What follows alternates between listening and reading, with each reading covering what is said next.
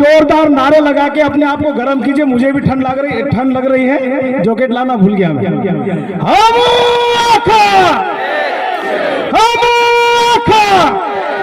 आदिवासी एकता जिंदाबाद, आदिवासी एकता जिंदाबाद।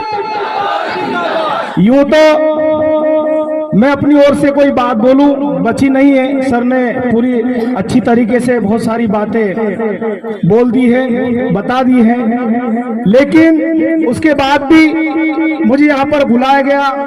मैं संचालनकर्ता का, आयोजन टीम का आभार व्यक्त करता हूं कि मुझे यहाँ पर इस मंच पर, इस पावन मंच पर, इस पावन धरा पर बोलने का अवसर दिया। साथियों, आप सबको पता ही है कि आदिवासी एकता महासम्मेलन कल से शुरू हो रहा है। एक आदिवासी समाज ही है जो संस्कृति की बात करता है, जमीन की बात करता है, वन बचाने की बात करता है, जल बचाने की बात करता है, जो धरती को पूछता है, आसमान को पूछता है, वरना लोग नष्ट करने के लिए तैयार बैठे हैं। इसलिए अपने आप को हमको समझना चाहिए। देश चिंतित है, लोगों को अपने देश से प्यार नहीं था। उन देश जो यहाँ से जा चुके हैं, उन लोगों को यहाँ पर लाकर उनको सम्मान किया जा रहा है। घास हरी नहीं थी तो कलर छिड़क दिया इंदौर में, उनको दिखाने के लिए, उनको खुश करने के लिए। ऐसे भारतीयों की जरूरत हमको शायद नहीं हुई।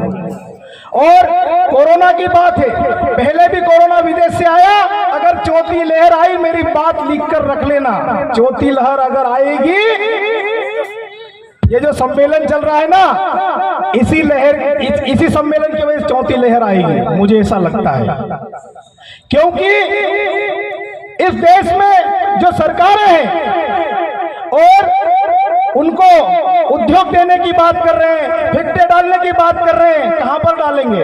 इंदौर का राजवाड़ा तोड़ के तो नहीं फैक्ट्री डालने देंगे, इधर ही आएंगे।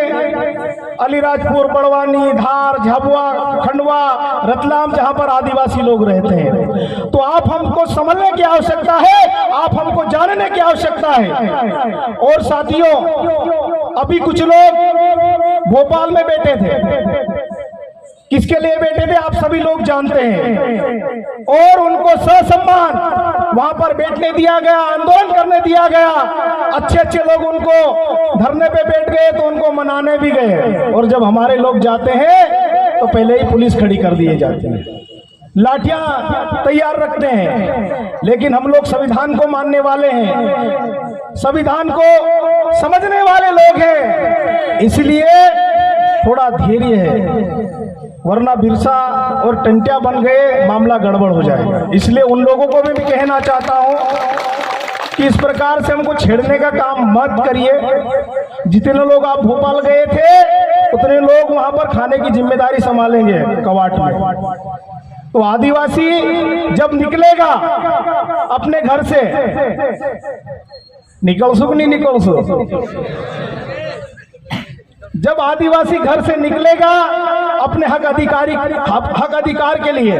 और आज फरते सर ने एक बहुत अच्छी बात बोली कि हमारे जो शहर में लोग रहते हैं वो दिन में भी दरवाजे लगा कर रहते हैं, ये सच्चाई है। लेकिन हमारे गांव में सुबह दरवाजा खुलता है और रात में बंद होता है। और ये भी थोड़ी आधुनिकता आ गई है, इसलिए बंद होता है, वरना पहले तो शायद दरवाजे भी बंद नहीं होते। और मेरे समाज के अधिकारी कर्मचारी,